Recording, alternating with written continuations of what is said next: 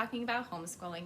There are a lot of people out there right now who are considering homeschooling for the first time and probably genuinely feeling very lost and overwhelmed, and rightfully so. Even people who have decided, despite a pandemic, to homeschool have felt very lost and overwhelmed by the realm of homeschooling. So you're not alone.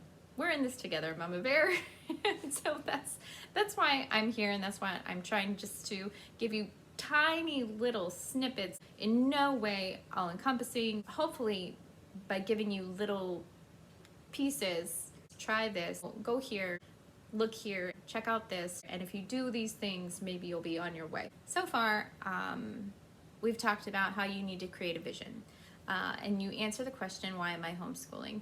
Then you need to say, well, what is it I actually need to homeschool? My kids are in this grade or this age group, or they are going into college, or they're going to need to have special classes for this or this. What do you need to be schooling, and what do you need to do to actually homeschool in your community legally? Who do you need to tell? What forms do you need to have? We talked about that kind of what. Then we talked about what you want school to look like, kind of what your vision for school is. Are you in the classroom, school, sit down, all the stuff on the walls, and very much like, we're gonna sit at a table and do our school this way?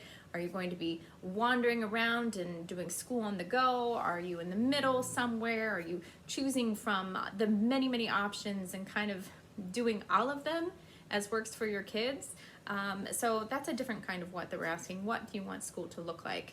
Then we got into talking about how. How do you homeschool? Well, how do you do? That's a good question. Tell me. I would like to know because I fail so often.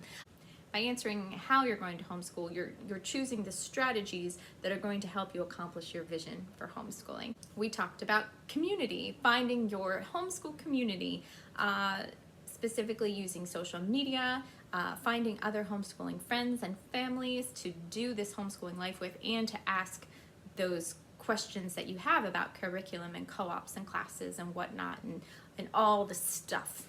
We talked about curriculum. I love curriculum. You know I love curriculum. And trying your best to find the curriculums that best suit your child's individual needs and learning styles. We talked about co-ops, where you can find other groups of people that you meet with regularly around specific subjects, around your faith, around service projects, whatever you want a co-op to be.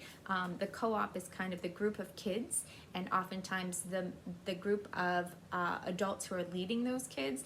Those people often become like your core homeschooling crew. We talked about classes, how homeschoolers actually can go to classes and that there are potentially classes for various languages and PE and sciences and maths right near where you are, and if there aren't, that you can potentially create your own class. We're going to be asking the question again, how do I homeschool? And the answer to the how this time is by giving yourself a lot of grace. Like a lot. Can you get Grace over here? Can you tell Grace that I need Grace? As a homeschooler, you need to be okay with not getting it right every second of the day. It's a lot. It's a lot to be a teaching mom, right? It's because your mom and your teacher, and already that your mom, you need grace. You're a teacher, you need grace. So if you're a mom teacher, you need grace. Yo, can you get grace? Grace. Know that there are going to be days when you're just like, I don't want to look at this. I don't want to fight this. I don't want this battle. I don't want to sit down and try to do this again. There are just going to be times when you're done. And that's okay, mama. There are going to be times when you've been so excited about something and it just falls flat on the faces of your kids, and you're like, but this is so cool, and they'll be like, no, it's not. You may expect that every day you're going to be in the classroom, you're going to get all your work done, and your kids are going to do this, but I think you know that that's not realistic. It's not realistic to expect not to fail. You will fail. As much as I love to homeschool, as much as I love the experience of doing life with my kids every day, as much as I love that and am devoted to that, I still want to scream some days. You have days when the best laid plans just go out the door and down the drain. How you respond to those days is going to be where your power lies. We definitely have days where my kids are like, I don't want to do this. I don't want to do this. I'm so bored. I don't want to do this. Like, oh, we definitely have those days where my kids just hit some sort of wall. And there are definitely times whenever I say, tough, do it. And there are times when beautiful things can interrupt your best laid plans, right? You have family who comes to visit unexpectedly. It's a beautiful day. We're going outside. It happens a lot in our house, actually, where stuff comes up and we're like, well, let's just roll with it. We were going to do math in the morning, but now it's math in the afternoon. We were going to do this project today, but since it's beautiful outside, we're going to do that project tomorrow. Math? What math? Count the leaves on the trees. All those little moments of grace for what you're doing.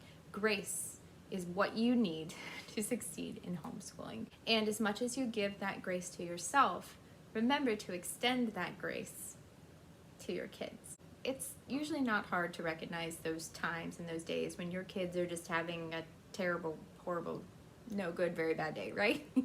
It's just like a succession of this and this and this and this and this.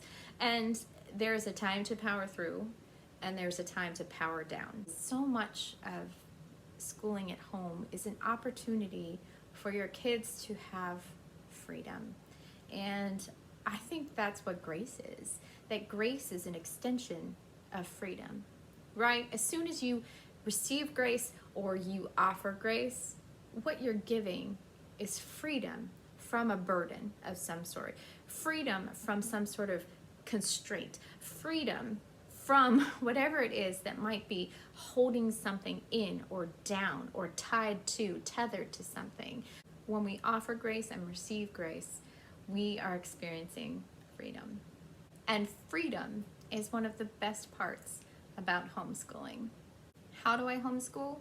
By giving yourself lots and lots of grace. Grace! All right, Mama Bear, that's it. Love those cubs.